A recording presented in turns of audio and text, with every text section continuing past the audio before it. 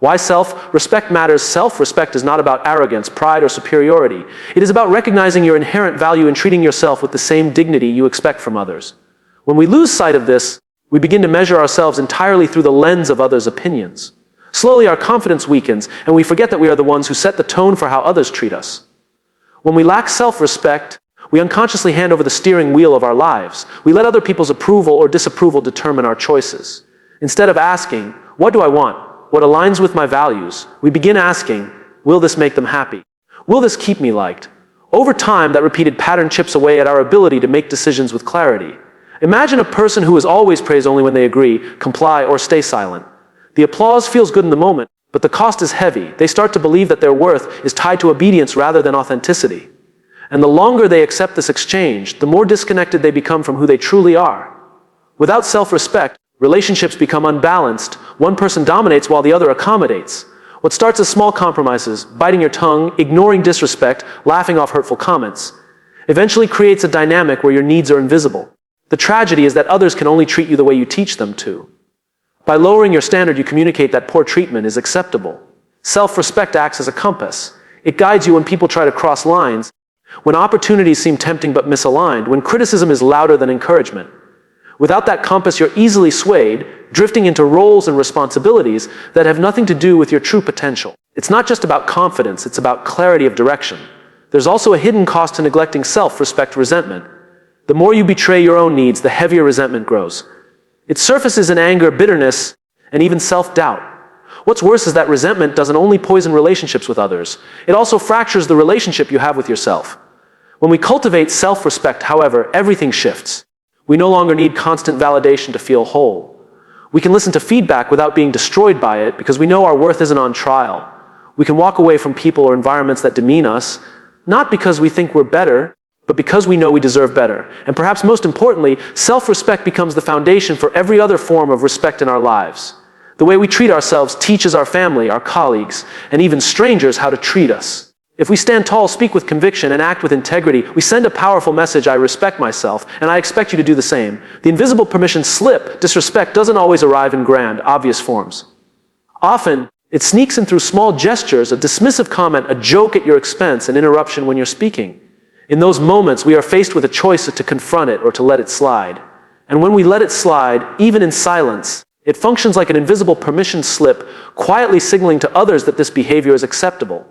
What makes this dynamic so powerful is that most people are not even aware they're crossing a line. They test boundaries, sometimes intentionally, sometimes unconsciously. When there's no pushback, the line gets erased in their minds. The next time, they feel more entitled to speak over you, dismiss you, or diminish you. Without realizing it, you've trained them on how to treat you. It's uncomfortable to admit, but silence is rarely neutral. Silence in the face of disrespect is often interpreted as agreement. It communicates, this doesn't bother me, or worse, I don't believe I deserve better. Over time, this silent acceptance creates a cycle where others continue the behavior and you carry the weight of frustration in private. Think of it like a classroom. If a teacher never enforces rules, the students quickly learn they can get away with anything. The lack of boundaries doesn't create more freedom, it creates chaos. The same principle applies in our personal and professional lives. The absence of boundaries isn't kindness, it's an invitation for disorder and disrespect. Many of us avoid confrontation because we want to keep the peace. We fear that speaking up will cause conflict or make us less likable. But here's the paradox: by avoiding small confrontations, we invite larger conflicts later. What could have been addressed with a calm boundary becomes a pattern that damages trust, self-esteem, and relationships. There's also a personal cost. Every time we tolerate something that goes against our values, a part of us feels diminished. We carry invisible bruises, not from what others did, but from what we failed to defend within ourselves. This internal conflict leads to stress, self-doubt, and sometimes even the loss of our own voice. But the moment we recognize this invisible permission slip, we can reclaim our power. We can learn to pause and say, that doesn't work for me, or I'd prefer if you didn't say that. These statements aren't about attacking others, they're about making clear where the line is drawn. And often, people respect those who respect themselves. By addressing disrespect when it first appears, we set a precedent. We're not giving others a script on how to behave, we're simply reminding them that our worth is non-negotiable. And when we refuse to hand out permission slips to poor treatment, we create an environment where genuine respect has room to grow. Boundaries are bridges, not walls. Many people fear that setting boundaries will alienate others, that it will make them seem cold, selfish, or unapproachable. But boundaries are not about building walls to keep people out. They are about creating bridges, healthy, structured pathways where respect and understanding can flow both ways. Without them, relationships collapse under the weight of unspoken expectations and unmet needs. When you set a boundary, you're not rejecting someone, you're inviting them into a relationship that is healthier and more sustainable. A clear boundary communicates. Here's how we can connect in a way that honors both of us.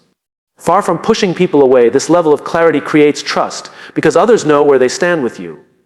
Think about the strongest bridges in the world. They're designed with limits, weight restrictions, speed regulations, structural safeguards. Those limits don't weaken the bridge, they ensure that people can cross it safely for decades. In the same way, your boundaries don't weaken relationships. They strengthen them by preventing unnecessary strain and damage. The absence of boundaries often leads to resentment. When you constantly say yes, even when you mean no, you're betraying yourself in the name of pleasing others. Over time, that quiet self-betrayal turns into frustration, not just at others for taking too much, but at yourself for allowing it. Boundaries prevent this cycle by ensuring that you give from a place of choice, not obligation. Boundaries also redefine the way people perceive your worth.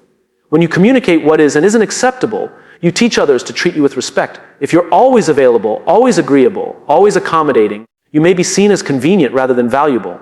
Boundaries flip that perception by showing that your time, energy, and presence carry weight. It's important to remember that boundaries don't just protect you. They protect others too. When you articulate your limits, you spare others the confusion of guessing where the line is.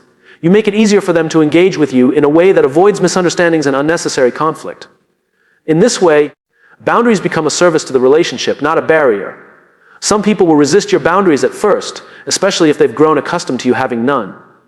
That resistance is not a sign that you're wrong. It's simply an adjustment. Over time, those who truly care about you will respect the lines you draw, and those who don't will naturally drift away.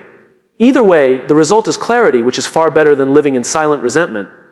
Ultimately, boundaries are about balance.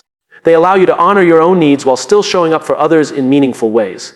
They transform relationships from one-sided exchanges into mutual connections built on respect. When we stop seeing boundaries as barriers and start seeing them as bridges, we unlock a way of living that values both ourselves and the people we care about. The myth of niceness from a young age, many of us are taught to be nice, to avoid conflict. And to keep others happy, we learn that being agreeable earns praise, approval, and a sense of belonging. But the truth is, niceness and respect are not the same. Niceness often masks discomfort, while respect is built on authenticity and clarity. The danger of prioritizing niceness is that it can leave us invisible, unheard, and undervalued. Being nice is easy when it means smiling, agreeing, and keeping quiet, but it comes at a cost. When we default to compliance, we often silence our true feelings and ignore our own needs. Over time, people may appreciate our cooperation, but they won't necessarily value us. They'll see us as agreeable, but not as someone whose voice carries weight. Respect, on the other hand, requires courage. It demands that we speak with honesty, even when it's uncomfortable. It requires us to hold boundaries, say no when necessary, and express our opinions with conviction. Unlike niceness, respect doesn't fade when disagreements arise. It thrives on clarity because clarity creates trust. There's also a trap hidden inside the pursuit of niceness, the belief that if we are always agreeable, people will like us more. But being liked and being respected are very different outcomes. People may like you for always saying yes, but they will respect you when they see that you have principles, standards, and the strength to live by them. In workplaces, this distinction becomes even sharper. The nice employee who never pushes back may be pleasant, but it's the one who speaks up with thoughtful input who becomes a trusted leader. In friendships and families, the person who avoids conflict may keep the peace on the surface, but it's the one who addresses issues directly who builds deeper trust and connection. Niceness often avoids discomfort, but respect embraces it as a necessary ingredient for growth. A difficult but honest conversation can strengthen a relationship more than years of surface-level harmony. Clarity about who we are, what we stand for, and what we will or will not accept creates stability in our interactions. Compliance may feel safe, but clarity creates lasting respect. When we chase niceness, we are often motivated by fear, the fear of rejection, disapproval, or conflict. But when we commit to respect, we're motivated by values. We act not from fear of others' reactions, but from alignment with what matters most to us. That shift is what transforms relationships from shallow to meaningful. Niceness may win temporary approval, but respect creates enduring influence. The people who make the greatest impact are rarely the ones who simply agree. They are the ones who bring truth, clarity, and integrity into the room. And while not everyone may like them, those who do will trust them. And that trust is worth far more than fleeting approval. The ripple effect of self-respect is not just a private matter. It radiates outward and influences everyone around us. The way we carry ourselves, the boundaries we uphold, and the standards we set become silent lessons to those who watch us. Without saying a word, we demonstrate what it means to value ourselves And that creates a ripple effect that shapes how others choose to value themselves too. Children, for example, learn more from what they see than from what they are told. A parent who consistently puts themselves last, tolerates disrespect, or avoids standing up for their needs teaches their child that this is what love looks like. On the other hand, a parent who models self-respect by setting boundaries, speaking with confidence, and living authentically teaches their child that dignity and kindness can coexist. In the workplace, the same principle applies. Colleagues observe how we respond when challenged, overlooked, or disrespected. If we shrink back, we reinforce the culture of silence. But if we assert ourselves with grace and firmness, we show others that it's possible to protect your worth without hostility. In many cases, this simple act of modeling courage gives others the permission they need to do the same. Friendships, too, are shaped by this ripple. When one person in a group begins to uphold higher standards of self-respect, saying no to toxic behavior, refusing to gossip, or addressing issues directly, it often elevates the entire circle. True friends will adjust, inspired by the example, and shallow connections may fade, leaving space for deeper, more authentic bonds. The ripple effect also works in reverse. When we neglect our self-respect, we inadvertently teach others that neglecting theirs is normal. If we laugh off disrespect, others think that's the price of belonging. If we accept less than we deserve, we normalize settling. Our actions carry more weight than we realize, and the ripples can either empower or diminish those around us.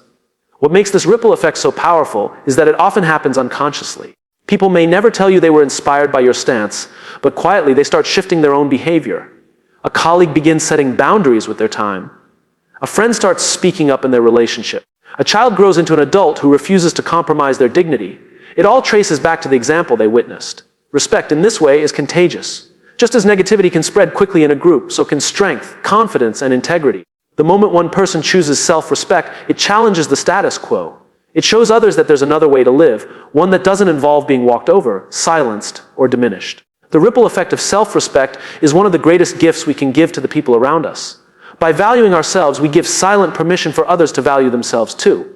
And when enough people choose this path, the collective standard rises, creating environments, whether at home, at work, or in society, where dignity is the norm rather than the exception. Courage over comfort, the choice between courage and comfort, is one we face almost daily.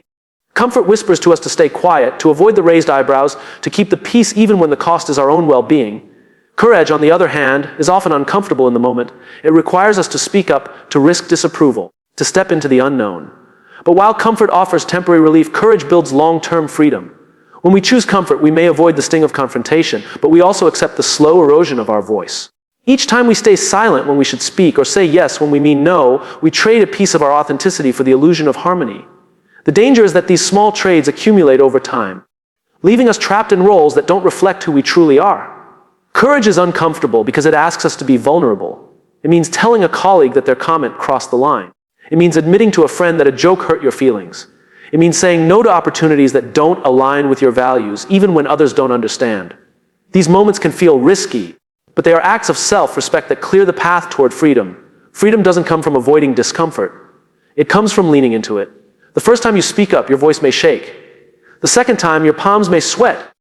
But each act of courage builds strength, and soon the discomfort shrinks. You realize that the fear of confrontation was bigger than the confrontation itself. The irony is that what feels like safety in the moment often creates long-term pain. Staying comfortable by tolerating disrespect may avoid an argument today, but it plants the seeds of resentment that grow into bitterness tomorrow. Choosing courage may create tension today, but it prevents the burden of regret that lingers when we betray ourselves. Courage also reshapes the way others see us. When we show that we're willing to stand up for ourselves, people learn to treat us differently. They begin to understand that our time, energy, and dignity are not up for negotiation. This doesn't just change how they relate to us, it often earns their respect. On a deeper level, courage reinforces our own identity. Each time we choose to act in alignment with our values, rather than in the comfort of silence, we strengthen the bond we have with ourselves.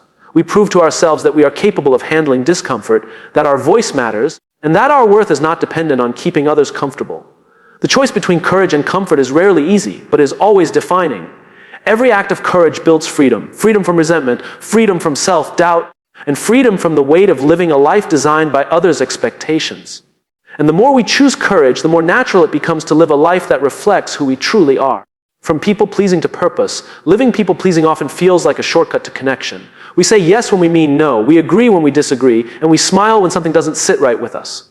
On the surface, it keeps things smooth and conflict-free.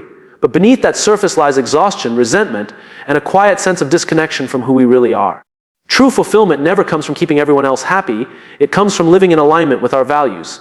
When we live to please others, we begin to shift. We become whoever we think people want us to be. With one group, we're agreeable. With another, we're silent.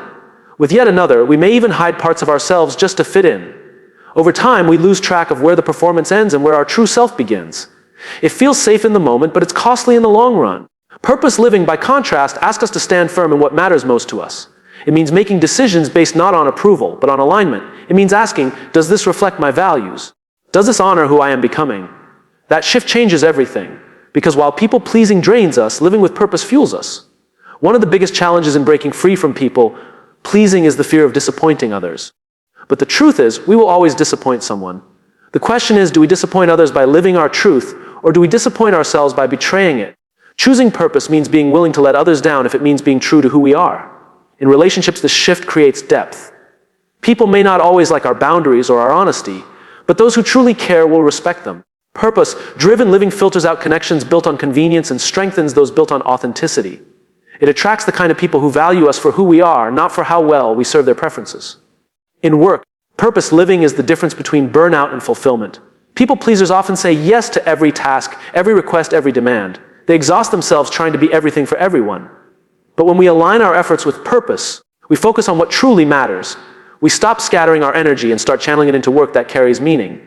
The shift from people pleasing to purpose living is not about becoming selfish. It's about becoming anchored. It's about recognizing that our values are not negotiable and that our worth is not dependent on constant approval.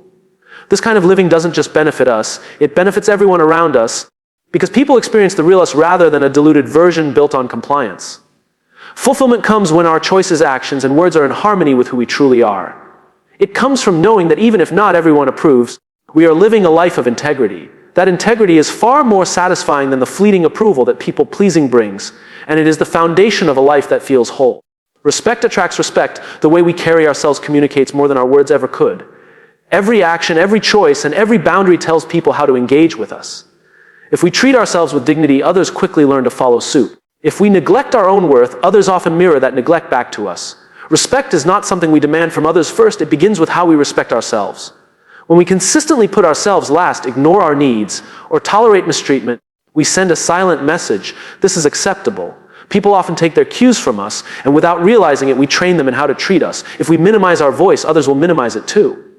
But if we show that we value our time, our energy, and our presence, others begin to value them as well. Self-respect shows up in small decisions. It's in the way we say no when something doesn't align with us.